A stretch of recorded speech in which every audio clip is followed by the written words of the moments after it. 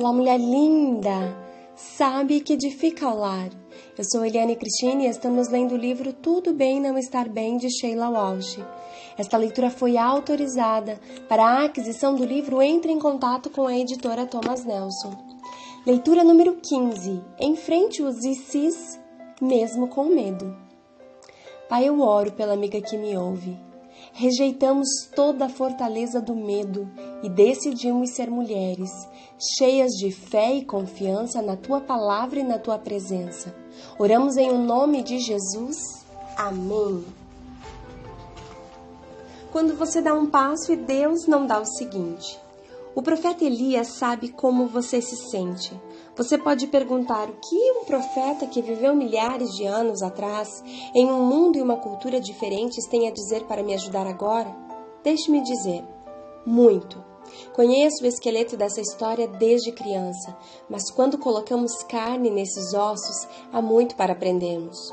Um pouco de informação sobre o que estava acontecendo em Israel na época nos dará um contexto. Acabe e Jezabel eram reis e rainha de Israel.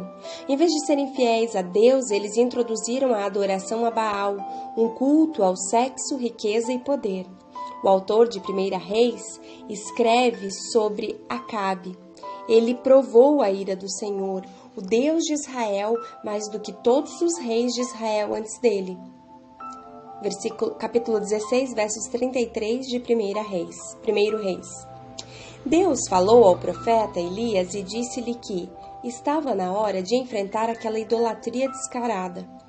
Agora chegamos à parte da história com a qual você deve estar familiarizada.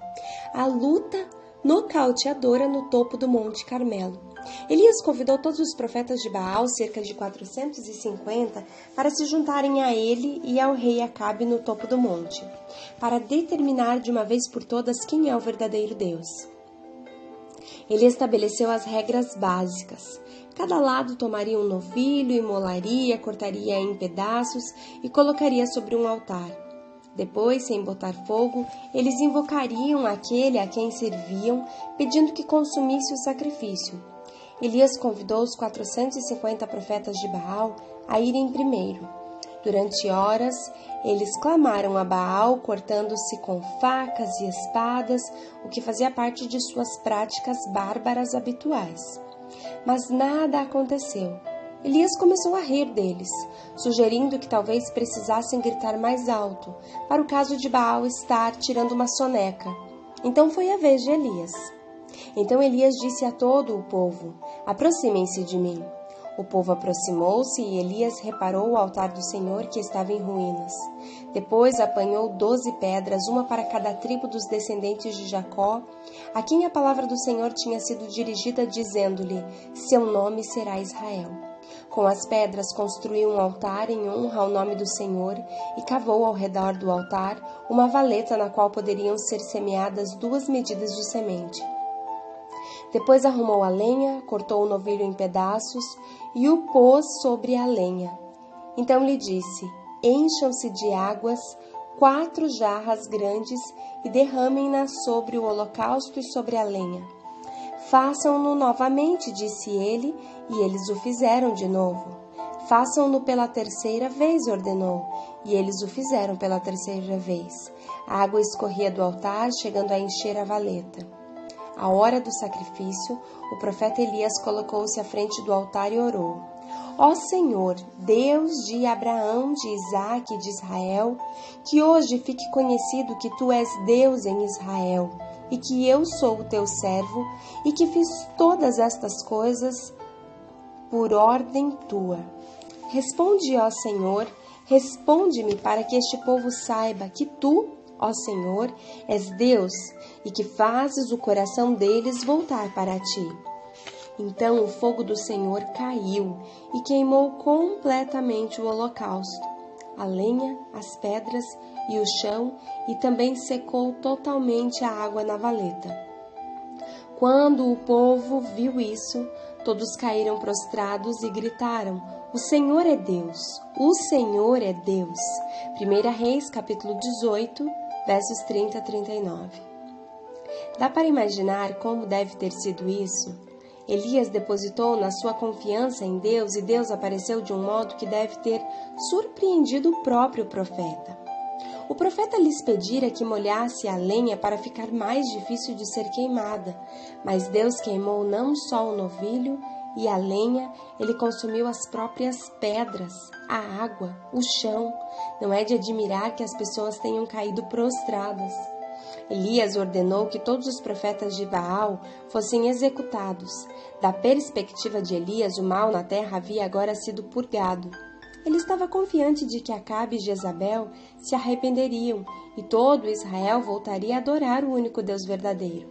Assim, com a força especial vinda de Deus, Elias correu o percurso todo até Jezreel, onde ficava o palácio de Acabe e Jezabel.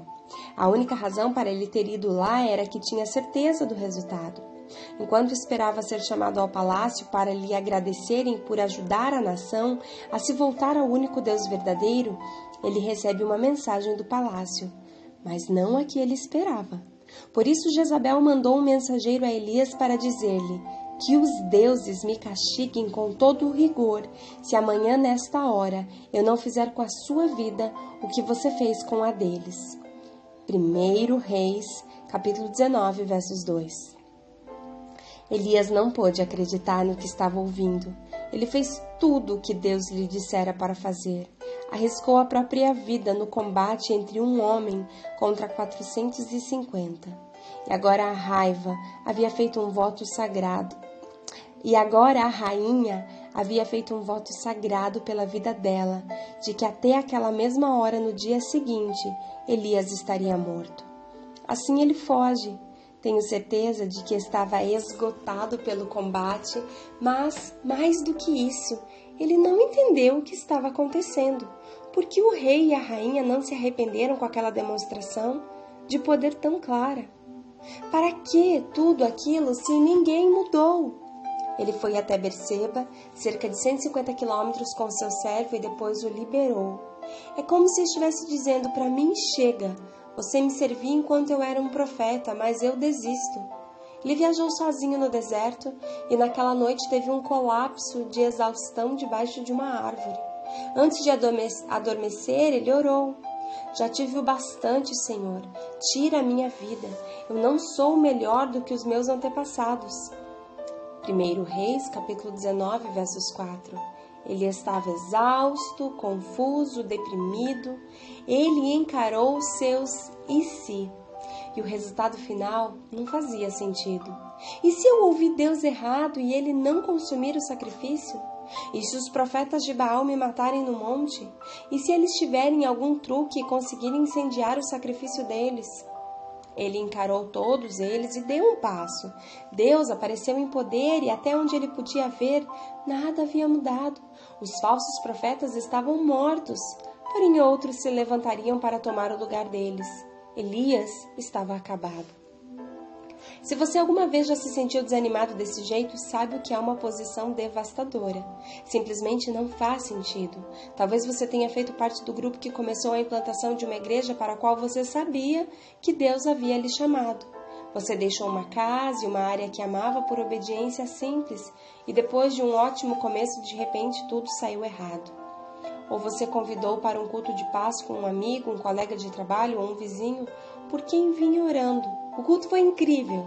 Deus estava claramente naquele lugar, as pessoas entregaram a vida a Cristo no final, mas a pessoa que você levou estava mais desligada do que nunca. Talvez seu filho, que havia se desinteressado pela fé, tenha lhe pedido uma Bíblia. Isso era a resposta de oração. Porém, depois de algumas semanas, ele a devolve dizendo que não faz sentido. Seus piores medos se concretizam. Ele não tem fome espiritual de Deus. Tantas vezes na vida nós, depois de encontrarmos coragem para enfrentar nossos medos e passar por cima dos ICs, vemos as coisas não saírem como achávamos que deveriam. Eu prometi que haveria coisas na história de Elias que nos ajudariam, mas a ajuda não é, na verdade, da vida de Elias. A ajuda é toda de Deus. Trata-se do que Deus faz quando chegamos ao fim de nós mesmos. A próxima parte da história é uma imagem da graça. De repente um anjo tocou nele e disse: levanta-se e coma. Elias olhou ao redor e ali, junto à sua cabeça, havia um pão assado sobre brasas quentes e um jarro de água. Ele comeu, bebeu e deitou-se de novo. 1 Reis, capítulo 19, versos 5 e 6. Um anjo o tocou. Eu acho isso muito comovente. Há algo tão curador no simples toque. Não só isso, ele disse a Elias para comer e beber. Ele não lhe deu um sermão, nem lhe perguntou por que fugira. Ele não falou do desejo que Elias tinha de morrer, apenas cozinhou para o profeta. A palavra aqui para anjo também significa mensageiro. É possível que Elias tenha pensado que fosse um estranho que passou por ele e teve pena. Não há saudação, não temas. E assim, depois de comer e beber, Elias adormeceu novamente. O anjo do Senhor voltou, tocou nele e disse: levante-se e coma, pois a sua viagem será muito longa. Dessa vez, o escritor identifica o anjo como o anjo do Senhor. Warren Wiersbe nos ajuda a entender mais sobre quem era esse.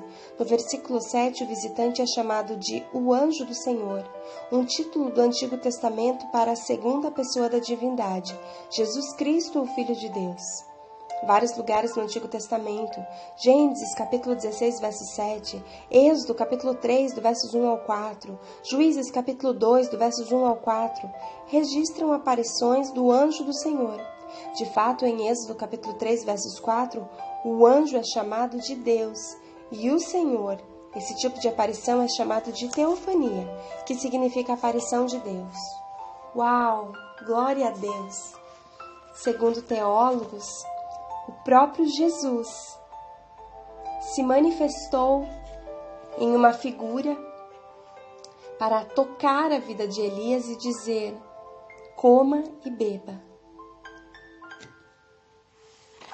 Que o Senhor, através do seu Espírito Santo, possa tocar a sua vida também e possa te dizer: coma, beba e levante-se, mulher, porque a caminhada que você tem para percorrer é ainda bem longa e cheia da glória de Deus. Um grande beijo, Deus te abençoe e até a nossa próxima leitura.